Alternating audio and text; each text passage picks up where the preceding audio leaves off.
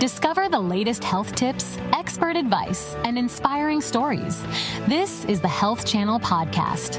Your journey to better health starts now.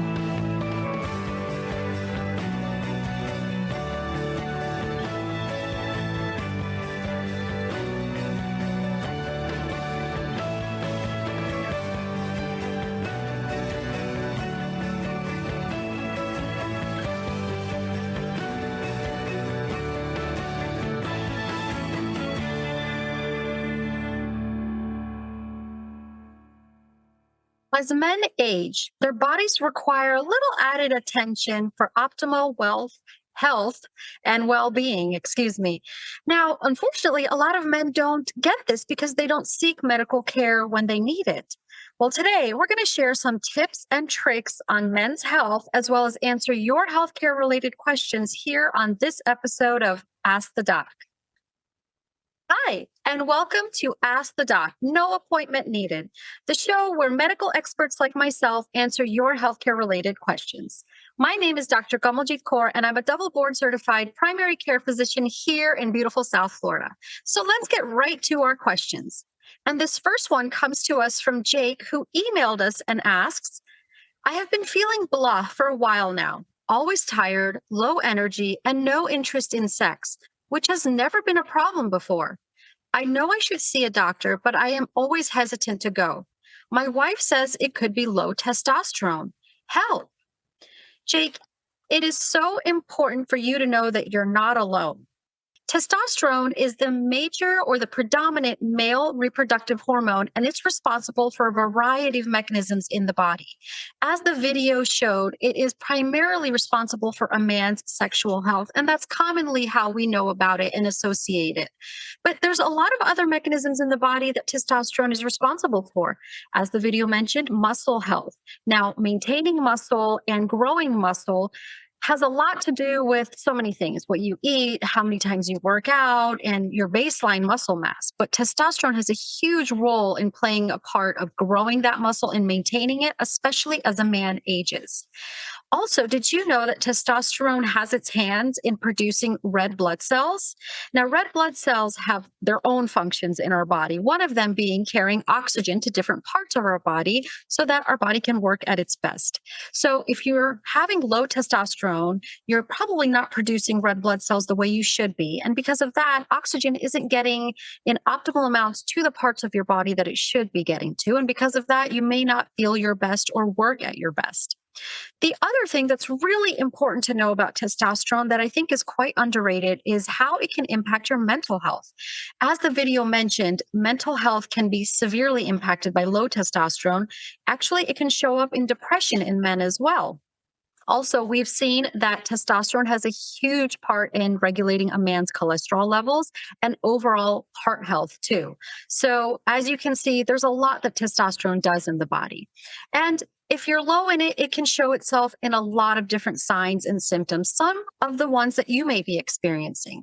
So it's important to get tested. And it's also important to know that even though these symptoms that you're experiencing can be largely due to low testosterone or a dysfunction in your testosterone mechanisms, it can also be due to other diseases in the body. For instance, thyroid imbalance can cause some of these symptoms as well. So it's very important to discuss what you're feeling with your primary care physician so you get that personalized recommendation, you get to the root of the problem, and you can treat it properly and live a long, happy, and healthy life. Let's get to our next question. This one comes to us from Olivia, and Olivia emailed us asking, my husband is a great man who would do anything for his family. We have been married for 22 years, have 3 great kids, a beautiful home, and he has held the same job for 15 years. But lately, I worry about his mental health. He seems depressed, stressed, and overwhelmed. He is so full of pride, he won't admit he needs help. What can I do to help him? Hi, Olivia. Thank you for sending us this question. I see this very, very commonly in my male patients. Honestly, men often see themselves as the rock of the family, and they avoid expressing their inner worries, thoughts, emotions, or even symptoms in the fear that they're going to appear vulnerable or unable to take care of their loved ones. And it happens all too often. While this can be seen as admirable, because I know this is coming from a good place, it can actually be quite detrimental to a man's mental and physical health. I think one of the best things you can do is help him by having an open dialogue about this, expressing your concerns, but also expressing your appreciation for all that he does for you and for your family and for his loved ones. And then gently let him know that you're concerned and you're concerned because this might be affecting his health. I suggest trying to avoid any language that might make him feel like he's coming up short or there's something wrong that he's doing, because you never want to be confrontational when expressing to someone that something that they're doing may be negatively impacting them or their family. Then I suggest maybe taking him to see his physician or encouraging him to go on his own. A lot of times, as a primary care physician, I have men come in with their wives. As a wife, I've done it to my husband. So, whatever it is that you guys are comfortable with, either him going alone or you going with him for support, I think getting him into his doctor's office to have that discussion candidly with his physician is a great place to start as well. Because then you can really start getting into the nitty gritties of why he's feeling the way he's feeling and what can be done to help and what can be done to help keep him going, keep him being the rock of your family and being happy and healthy. Let's get to our next question. This one comes to us from Gina, and Gina reached out through Facebook asking, my husband has put on a lot of weight lately, all around the belly. He says it happens to everyone and I shouldn't be concerned, but I know belly fat is dangerous for his heart. Can you share some things I can tell him? Thank you for your question, Gina. This is a tricky one in that approaching it may sometimes come off as offensive. So we want to avoid doing that. But as with my advice to Olivia in the last question, you always want to do it in a loving manner while expressing that your main concern is for his health and to keep him healthy. When it comes to belly fat, it's also important to make a note of what's considered normal, right? And this is a little bit nuanced, a little more nuanced than I'm going to explain in just a second, because it really depends on what your overall weight is, your height, your BMI, your other health risk factors, and all of that. But generally, for a man, a waist circumference of 37 inches or less is considered normal.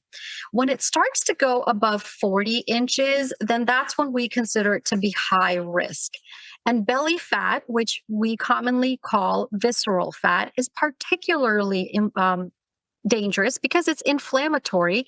It increases the level of inflammation in a lot of your organs, and that increases your risk of insulin resistance or developing diabetes, developing heart disease, blood pressure increases, even increases your risk of stroke and dementia. And really, not lastly, and definitely not leastly, it can actually increase your risk of some cancers too, like colon cancer, which we've already seen a rise of in the United States recently. I suggest reviewing some of these facts with him and encouraging him to think about how this relates to his own health and how he can move forward to be a little bit more healthier. Knowing how negatively certain things that we're doing or that we have affect our health sometimes is motivation for us to start doing things the right way or the healthier way. For instance, eating a whole foods, plant-based diet and avoiding processed foods can certainly help reduce that visceral or belly fat and improve his overall health. For more personalized recommendations, I do suggest reaching out to a board certified lifestyle medicine physician to really get into the nitty gritty and maybe come up with a detailed plan for your husband and maybe even for your family. Our next question comes to us from Terrence, and Terrence writes, I am 45 years old and work 55 to 60 hours a week. I eat on the go, don't exercise, and now have been diagnosed with prediabetes. Help! How do I get my health back on track? Hi, Terrence. Thank you for sending this in. This is a great question because I see this scenario in my own practice at least once a week. In fact, I saw it just yesterday, almost exactly.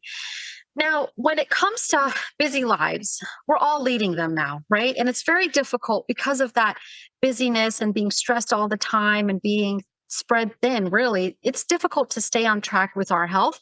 And unfortunately, we start to put our health on the back burner, which we shouldn't, but I understand that it's easy to do. The first step in getting back on track, I recommend, is reminding yourself of why it's so important. Yes, work is very important, and the people that we serve through our work deserve our best. We want to be firing on all cylinders and be excellent at our jobs, no matter what that job is. But you can't pour from an empty cup. And that's so important to know because if you're not at your best, how are you going to provide and do your best at work, right? You need to be at your best physical and mental health. Let's not forget the mental health component of it. Whether it's professional or personal, whatever you do, you want to do it with excellence. Now, once you realize that, it becomes easier to incorporate healthy habits into your daily routine. For instance, many people find it easy to start with their diet and exercise regimen. I know it probably sounds daunting, but if you take it step by step and you incorporate small changes here and there, it becomes easier to sustain and maintain that as a healthy lifestyle. So if you're eating out a lot, I suggest maybe choosing healthier options. Heck, a lot of fast food chains nowadays have healthier options. They have salads of different kinds. They have an option for meat that is more lean, more grilled than fried options, and sometimes even veggies they have. So try to avoid the processed meats, the fried stuff, French fries, for example, and opt for maybe a chicken salad, a grilled chicken salad. The other thing to remember, as I mentioned, is do this gradually.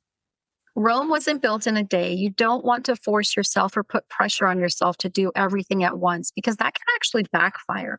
If you tell your body and your mind that I'm going to change everything in one day and tomorrow morning it's going to be all new, that's actually a lot of pressure that you're putting on your mind, which is probably already stressed from work. So you want to do it slowly and gradually.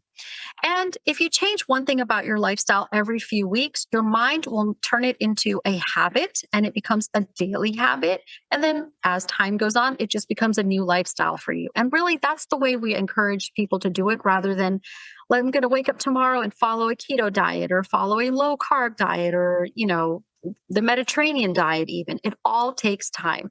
Same thing with exercise. If you're somebody who doesn't exercise at all, we, your physicians, don't expect you to become a triathlete by the weekend. So, doing small things like a 10-minute brisk walk after dinner, even that could be quite beneficial. And also, it's good to just kind of relax at the end of a very stressful day. I love that you're already on track by asking this question and encourage you to think of more things that you can do slowly to get you even healthier. Best of luck. Okay, we just got a question from Nelson, and Nelson reaches out from Facebook. Thank you, Nelson. And he asks, my father and grandfather both had prostate cancer. Is there a genetic connection? And if not, what else puts me at risk? I'm in my 30s, and my doctor wants me to consider having prostate exams as part of my annual physical. Nelson, thank you for writing. This is such a good question because it's such a common question. As you can see, prostate cancer can be quite a health concern for many men. In fact, statistics have shown that 1 in 8 men will be diagnosed with prostate cancer in their lifetime. As a reminder, and as the video mentioned, the prostate is a reproductive gland in men, and it sits just below the bladder around the urethra. Cancer of this gland can certainly have a genetic component. And in fact, many prostate cancers or many men who have been diagnosed with prostate cancer are individuals who have had a strong family history of this, which is one of the things as a primary care physician that we screen when we do the annual checkup in men. Do you have a family history of prostate cancer? And if you do, who was it? Because if it's a first degree relative, like a father or a brother, then that greatly impacts your chances and your risk and what we should do in order to screen you. While there are a few different genetic mutations that are risk factors for this disease, one of the most common ones is the BRCA gene. Now, I know a lot of people associate the BRCA gene 1 and 2 with breast cancer for women, but this also has some implications for prostate cancer in men. Now, there's not formal testing recommendations for this in majority of men, but in individuals who have a strong family history, there are some guidelines for doing genetic testing. And this is something you certainly want to talk to your physician about. Other than genetics, there are other risk factors that may contribute to your chances of developing prostate cancer. And some of these are similar to what the video mentioned. Age. As with most cancers, your age and increasing age increases your risk of prostate cancer, especially after 50. Ethnicity is also important. For instance, men of African, African American, and Caribbean ancestry have a higher risk of prostate cancer.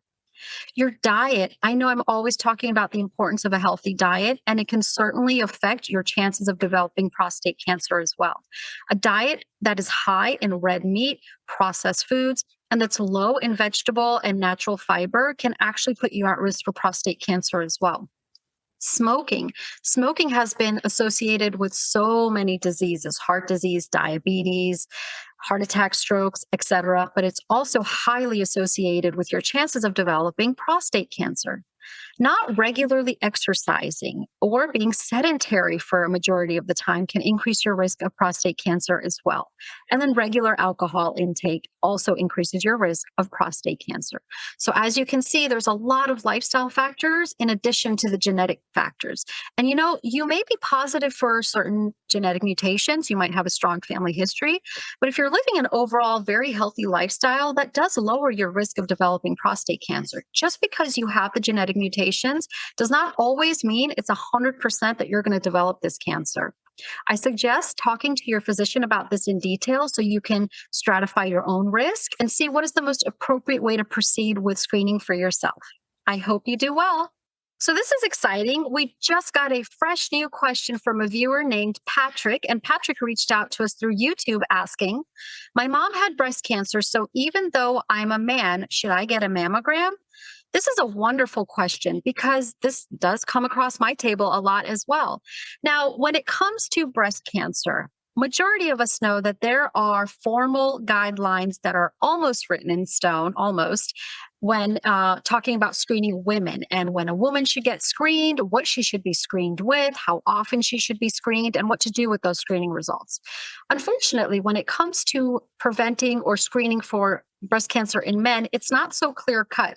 We don't have enough studies yet to validate the fact that we should be doing mammograms in every man starting at a certain age, like we do for women.